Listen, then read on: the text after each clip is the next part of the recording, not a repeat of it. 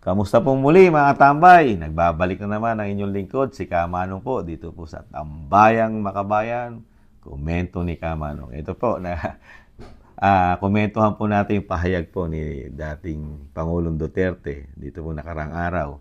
Yung nakita naman po natin at sa mga malaking telebisyon natin, kahit sa social media, na talagang, pinupukol po ang dating Pangulong Duterte, lalo po ito sa issue ng West Philippine Sea, mga tamay, di ba? Na sinasabi ito raw po, maka-China di umano at hindi makabansa at may sinasabi pang nagkabentahan pa di umano dito sa dating Pangulong Duterte sa kanyang administrasyon. Pero ito po, nagpahayag po ang ating Pangulong Duterte at pakinggan po natin dito po sa UNTV News, mga tambay. Pakinggan po natin at komentuhan po natin. Binigyang diin kahapon, June 30th, ni dating Pangulong Rodrigo Duterte na pagmamay-ari ng Pilipinas ang West Philippine Sea. Sa isang pahayag, nilinaw ni Duterte na kung siya ang tatanungin, naniniwala ito na bahagi ng Exclusive Economic Zone ng bansa ang WPS.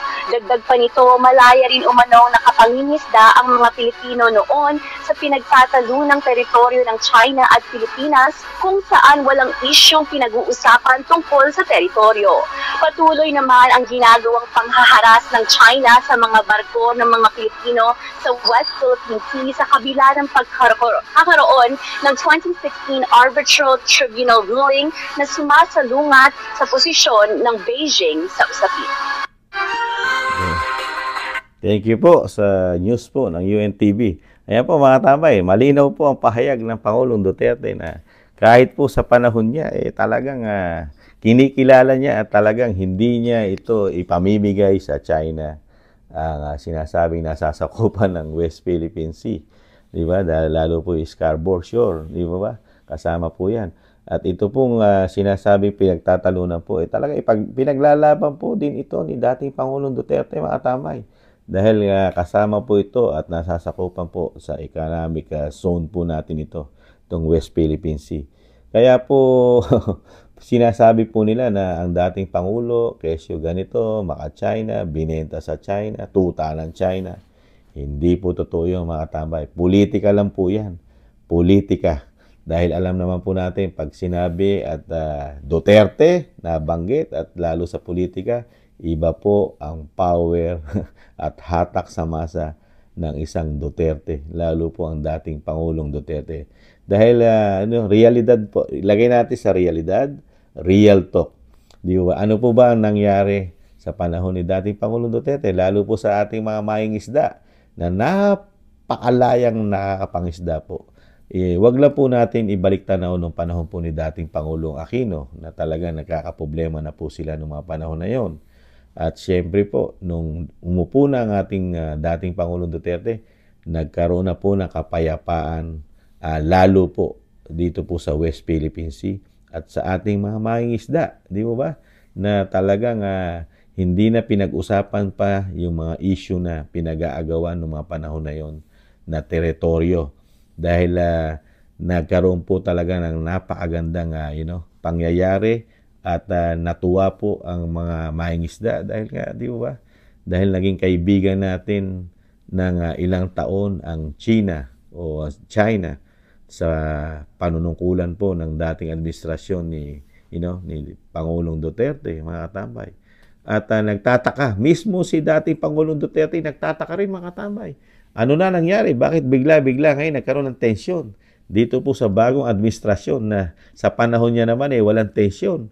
At malaya po ang bawat isa na nagagamit po itong sinasabing West Philippine Sea. Di po ba, mga tambay? At pati po yung ating mga sundalo doon po sa Scarborough. Di ba? Malaya po nakakalabas-pasok po at nabibigyan ng supply. Bakit po ngayon napakalaki ng tensyon? Magmula nung pasukan po tayo at sinasabi nila di umano na manghimasok ang bansang Amerika sa atin. Ganito na po ang nangyayari, mga tambay. Nagkakaroon po ng tensyon at huwag naman po sana mapunta pa sa giyera ang ating bansa. Nakakatakot po at talagang wala po tayong kinalaman dyan. At isa pa, hindi rin naman natin isinusuko ang ating ipinanalo dyan, mga tambay. Kaya lang, ang tanong ni Kamanong, sino po ang magpapatupad po ng pagkakapanalo po natin diyan, mga tambay? Kung wala namang enforcement, yung mismo mga Amerika, walang magawa na kahit po tayo nanalo diyan. Ano po ba ginagawang tulong sa atin ng Amerika? Na sila po ay napaka-powerful na bansa. Sila mismo, hindi nila maitaboy ang China o ang China. Di ba? Dahil wala nga po mag-i-implement na magpapaalis dyan kung kahit ka ba nanalo dyan o ano mga international na ipinanalo mo yung West Philippine Sea. Kung wala namang magpapatupad ng batas na yon at magpapaalis o sinasabing mga kasundaluhan dyan na international o sinasabing mga kapulisan dyan na magsasabing sa Pilipinas ito, umalis kayo riyan. Wala hindi naman kaya ng Pilipinas dahil kulang na kulang tayong magtaboy. Ang dala lang natin kumpara mo sa gamit ng China, nakilalaki na. Punong-puno pa ng water canyon, mga tambay. Ano po ipanlalaban natin? Dahil wala naman tayong mga sapat na kagamitan para sila itaboy o sinasabing paalisin. Di ba? Kailan lang po tayo nag-build ng mga makabago nating gamit nung panahon lang po halos ni dating Pangulong Duterte. Naiilan-ilan lang din po. At sa ngayon po, ewan natin.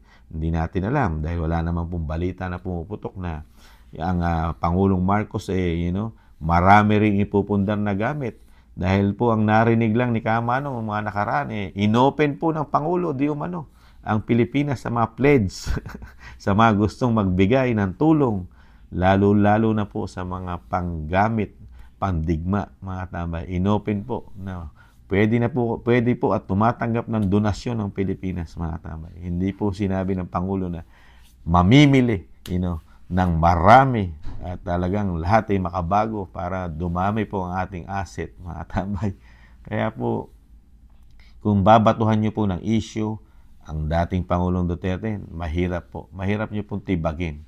Dahil nakita po natin ang kapayapaan nung mga panahon ni dating Pangulong Duterte na walang katensyon-tensyon. Ang halos napakalit lang na porsyento ang tensyon. Pero ngayon, sa 2 taong panunungkulan ng ating Pangulong Marcos, talagang napakalaki ng tensyon. Mismong tayo, mga Pilipino, ay natatakot at kinakabahan na baka tayo matulad dito sa giyera na hindi pa rin natatapos sa bansang Ukraine at Israel na sila po'y mayayamang bansa ikumpara mo sa ating bansa na napakahirap. Bigas nga lang, hirap na hirap natin mabili sa panahon ngayon. Dahil may pangakot, pangarap nga po ang ating Pangulo na 20 pesos, magdadalawang taon o 2 taon na. Hindi po nga natin makita yung pangarap na yon na natiling pangarap. At meron pa rin sila ipinangako ngayon na 29 pesos, mga tambay. At hindi pa rin natin nakikita. Dahil meron po silang sinabi, ito po, itong buwan na ito, loobin, baka makita na natin yung 29, pero may mga Pilipino rin nagsasabing meron ng 29 na parang NFA po yata di umano. Pero hindi rin po nila magustuhan dahil sinasabi po ng ibang nakabili na. Hindi po maganda ang lasa at amoy nito, mga katambay. Kaya po, pagdating po rito sa usapin ng West Philippine Sea, hirap na hirap po sila na talagang siraan din ang dating Pangulong Duterte. Dahil nagkaroon na rin po ng issue yan, dahil tinutukan po ng Kamara yan, di po ba? Yung mga ilan nating congressman ng ating Kamara ay nagpunta po sa Zambales at in-interview po ang ating mga maing isda ron. Ano po sabi? Napahiya po sila ron, mga katamay. Napahiya. Mismo doon sa ating mga kababayang maing isda na sinabing sa panahon ni dating Pangulong Duterte, sila'y mapayapa at talagang wala silang kaproblema na nakakapangisda dito sa West Philippine Sea hanggang sa Scarborough Shore na nasasakupan ng ating bansa. Pero ngayon po, sa panahon po ni dating Pangulong Marcos, puro tensyon na po at hirap ang dinadanas nila. Talagang napakahirap ng sitwasyon at baka mapunta pa sa kanilang pagsawi o ng pagkitil ng kanilang buhay sa ngayon pong sobrang tension po. Kaya hindi po natin malaman kung sinusunod ba ni Pangulong Marcos ang dating pulisiya ng foreign policy na ginawa ni dating Pangulong Duterte o iba na po ang foreign policy po ng ating Pangulong Marcos na nakadepende na po ba tayo sa Amerika, mga tambay? Dahil nagkakaroon din po ng tensyon ang sinasabing probinsya rin daw po di umano ng China ang Taiwan. Di po ba? Yan po, malaking problema rin po yan. Pagka yan ay pumutok, wag naman sana madadamay po tayo dyan. Bakit ko nasabi mga tambay? Dahil may mga base o base militar po ang Amerika sa ating bansa. Kahit po ang giyera ay nasa Taiwan, damay po tayo mga tambay. Dahil sa battleground na mangyayari po dyan. Dahil nangyayari po sa ating bansa yan. May history po ang ating bansa sa ganyan. Na hindi po nating giyera, nadadamay po ang ating bansa, mga tambay.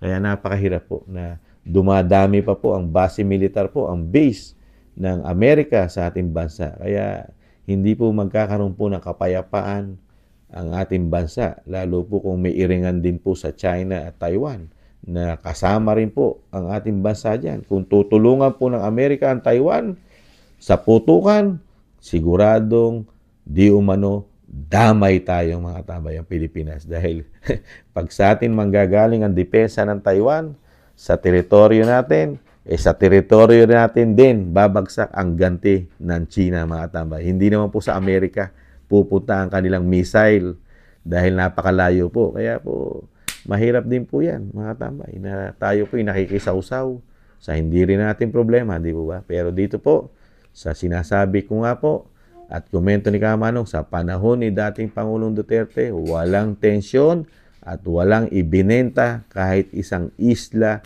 ang dating Pangulong Duterte. Mga katabay, nada.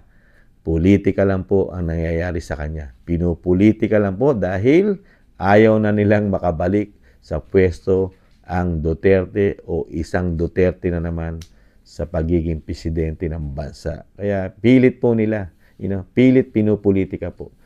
Pero wala naman po silang makita at magawa dahil napakaganda ng pangyayari na naging presidente ng 6 na taon ang dating Pangulong Duterte, lalo po sa usapin ng West Philippine Sea na never ginibap at binigay ng dating Pangulong Duterte yan.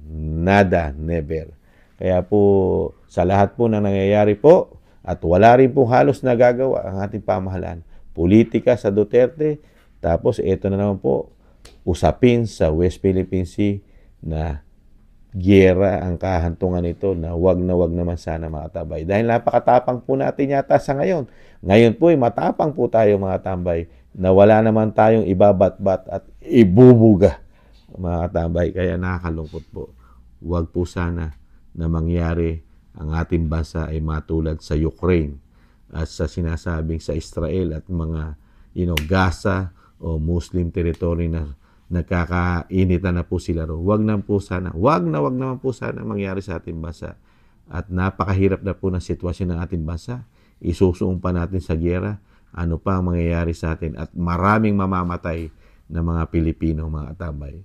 At yung mayayaman, tatakbo lang po yan. Kamukha nung nangyayari sa Ukraine. Lahat ng mayayaman nawala sa bansa nila. Ang natira, tayong may hirap na lang mga tambay. Ang magkakamatay. Sila, safe ang buhay ng lahi nila. Ang lahi nating may hirap, ubos mga tambay. Sila, ligtas. At pupunta pa sa mayayamang bansa ang mga yan. Mga tambay. Kaya nakakalungkot lang po. Sana po. Nakikita naman natin mga Pilipino at huwag natin papayagan na ang ating pamahalaan ay dalhin tayo sa giyera. Magkaroon po sana tayo ng power at boses dito mga katambay. Mahirap ang giyera. Kaya tama po ang sinasabi ni dating Pangulong Duterte, diplomasya at yung sinasabing foreign policy na talagang kaibigan natin ang lahat at wala tayong kaaway. Di po ba mga tambay? Muli po mga tambay, si Kamanong po muli nagpapasalamat po sa gusto po ng ating napakalit na channel, Tambayang Makabayan, sa YouTube at TikTok. Ingatan nawa, muli po, sa muli, paalam, bye-bye.